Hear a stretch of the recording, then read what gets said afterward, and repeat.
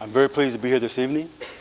And as a veteran of 25 years in the federal system, I feel uniquely qualified to speak to you on the subject of mass incarceration, social justice, and how to rebuild the black community.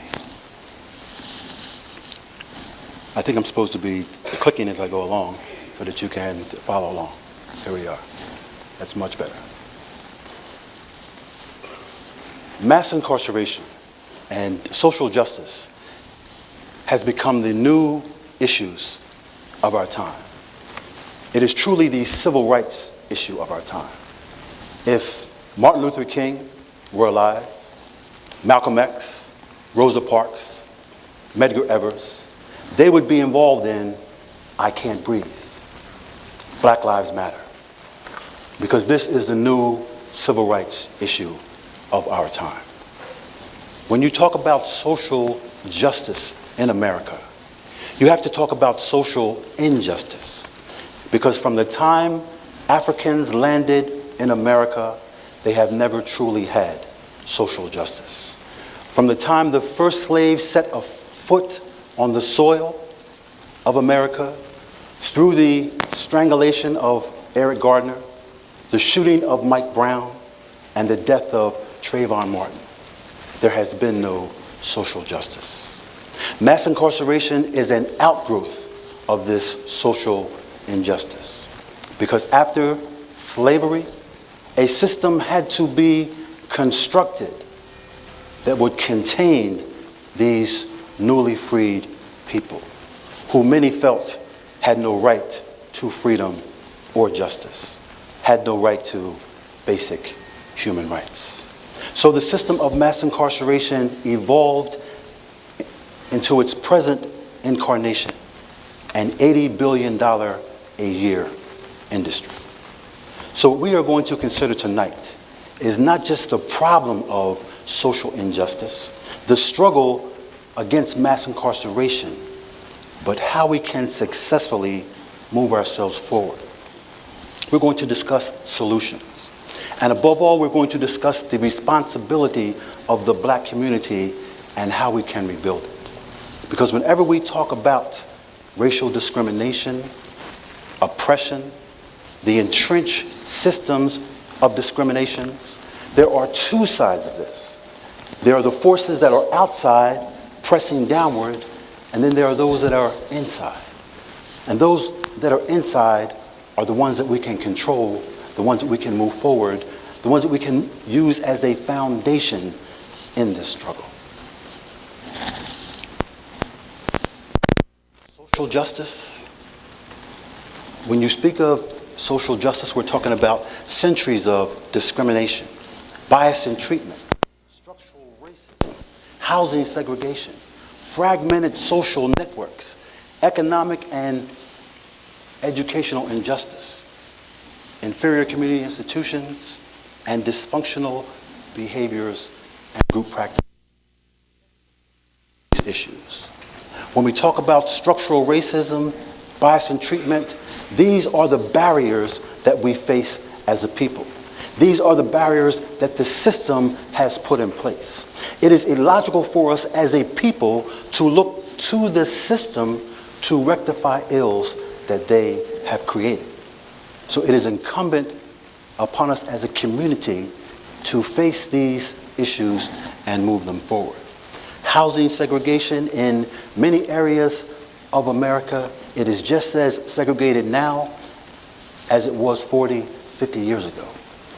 But now segregation is by class, because you can't afford to move in these neighborhoods, or neighborhoods keep themselves one ethnic group.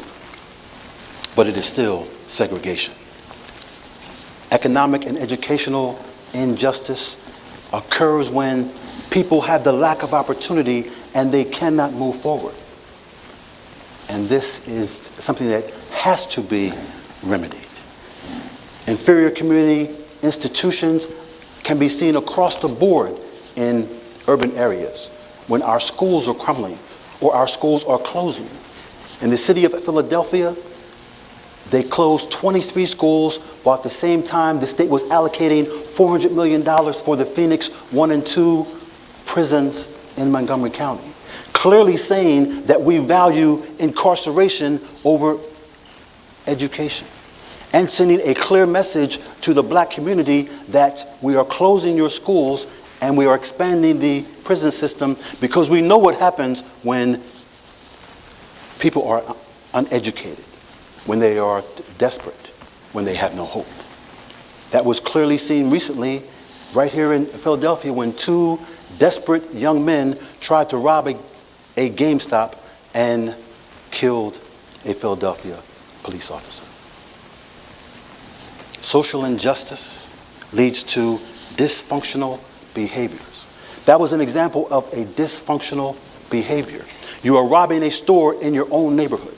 You are robbing a store in a snowstorm where your tracks are easily visible. You are robbing a store and you walk into the store and there's a policeman there and you engage in a Wild West shootout. That is dysfunctional. And those sort of behaviors have to be addressed in our community, and we're going to speak more about that as we move on. Mass incarceration. What does mass incarceration really mean to the black community? What does it mean to Black America? What is the reality of mass incarceration? Mass incarceration has many faces, and the first faces are people. Mass incarceration is not just a man being stopped and frisked, handcuffed and thrown into the back of a police car. Someone standing in front of a judge and being sentenced, or being loaded into vans that look like mini slave ships and then shipped off across the state or across the country. Mass incarceration is a little boy or girl crying themselves to sleep because their father's not there, and they have no hope that he will ever be there. We have a student in our after-school program whose father's doing life. He has no hope of ever holding his father, playing with his father, having his father in his life, in his lifetime. Because in Pennsylvania, life means life. When you receive those letters, your life is effectively over. So we don't call it a life sentence. We call it death by incarceration. Economics. I spoke of the fact that the system of mass incarceration is an $80 billion a year industry. What that means is when manufacturing left our shores for third world countries, a new economy was needed. So in many rural towns, prison is the new economy. And the folks in that town work in the prison. And the vendors sell electricity and water and all manner of goods to that prison. Prison is the industry that powers many towns in our society. And what that means is that now justice is for sale, especially when it comes to private prisons who have contracts where 80 to 90% occupancy is mandated. And we've seen evidence of this in Luzerne County in 2009 when judges were actually selling kids to the system. Our system of social justice has been co-opted by finances. So what is the responsibility of the black community in the fight for social justice, the struggle against mass incarceration, and the struggle to rebuild our community? Mass incarceration is so vast that this stat is astounding. In the census of 1860, there were 3,953,696 slaves in the Lower South. That was the count. But today, in our system of mass incarceration, when you count state, federal, local, halfway houses, persons on parole and on probation, there are 6,937,600 persons in the system of mass incarceration. That is a vast amount. To think that in 2015 there would be almost 3 million more people in mass incarceration here in this country than were slaves in this country is a terrible statistic. But that is the reality of mass incarceration. As a community, we have to face that. We have to face the fact that the system is broken and it is up to us to move forward. there is a wonderful book that should be required reading for all Black Americans and any conscious thinking person who is serious about dealing with the solutions to social justice and mass incarceration. And it's by Dr. Amy L. Wax. It's a wonderful book. I've been reading it, studying it. An important book was written several years ago by Michelle Alexander called The New Jim Crow. And what that book did was illuminate the minds of people to the reality of the system of mass incarceration and how they are second-class citizens that were created by this. What Michelle Alexander did was groundbreaking in the sense that she opened the door on the conversation that the Black community has been having for many, many years and spread it across America. And in churches, in groups and organizations, folks are reading The New Jim Crow. It's opening their minds and they're saying, we have to do something about this. What Amy Wax has done in the book, Race, Wrongs, and Remedies, is outline a concise argument and talk about what the Black community needs to do to move forward in this struggle. And I fully concur with many of the things that she says. She talks about barriers, structural barriers that we've just discussed. All the things that I've just talked about are these structural barriers. Racial discrimination, housing, lack of opportunity in jobs and education. These are the barriers. But there are also hard struggles. And the hard struggles are the things that the Black community has to do to attack these barriers within and without. Low educational attainment. We have to value education as a people. And what this means is valuing small things like doing homework. In our after-school program at the Center for Returning Citizens, we see that many times it is difficult for parents to help kids with their homework. They may not have the knowledge, but they need to send them to places like ours so that their kids can get their homework done every day. Go to bed at night. Make sure the kids are in school every day and not being truant. These are things that we can do. Poor socialization skills and work habits. In our program where we are sending people out in the community to find jobs, we stress that you have to socialize on your job. You have to be a person who your employer wants to employ. You have to bring value and benefit to the workplace, and you have to have the skills necessary to maintain employment. You have to be there on time every day and work hard all day. That's how you bring value to your workplace. Drug use, high crime rates. We cannot tolerate crime in our community on the level that it is. When a person is murdered in our community, when there's open drug dealing in our community and we turn a blind eye to it, we give the police license to occupy our communities like they are war zones. And then we cannot really complain when Black youth are slain because of the environment that they've created by their criminal activities. But as elders, as parents, as families of these young men, we must mentor them. We must create an atmosphere where they have to put community first, and then family, and then the individual. That is the Afrocentric way. That is the way of our ancestors, and we have to get back to these paths. Low marriage rate, child abandonment, single-parent households. These are discussions that we have to have in the Black community. When we have over 60% of our households headed by single mothers, that means that they have a very difficult time raising the young. A Black father in a home is essential. A Black father can teach a Black son how to be a Black male in America, and that's a distinctly different task than any other race in America.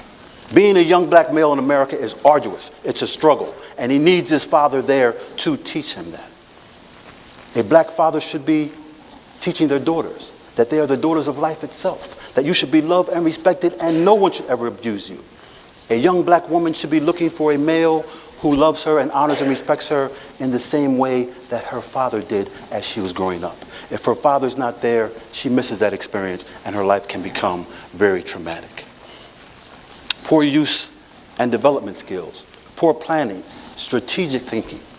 Many cultural groups think long range. In order for us to move forward as a community, we have to plan 5, 10, 15, 20 years down the road and put those plans into place on a daily basis. You set long-term goals and short-term goals, incremental goals, so that you can move forward, and you have to do it in an organized way, which means a political power, voting.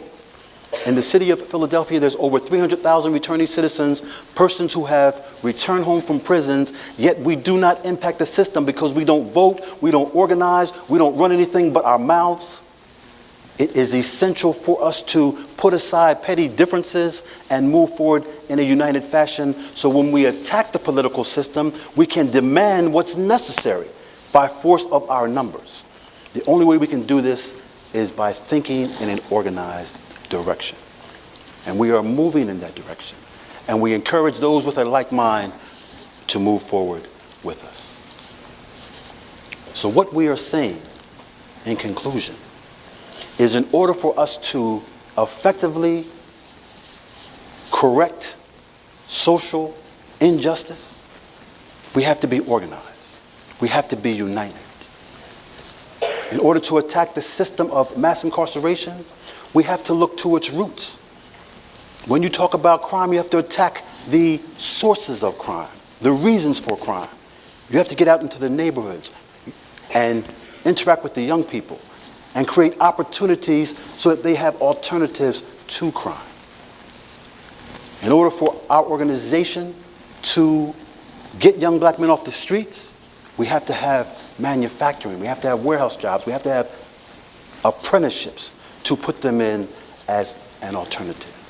We have to rebuild the family structure. We have to revitalize our families. We have to take responsibility as black fathers and say, I'm going to be with one woman, honor and respect her. I'm going to raise my children. I'm going to build my community. And this is what my foundation is. I'm not protesting and marching. I'm building. I am establishing a foundation for myself, for my family, for my children, my grandchildren, and all future generations to come. This is the task. This is the call to action. This is what Martin Luther King would be saying, Malcolm X would be saying, all those who fought in the past for the right to vote, the right to be free, the right to exist, would be standing here with us and moving forward. We are in their place. We must set the tone, so that when future generations look back on this day, they say they were the people that created what our lives are today.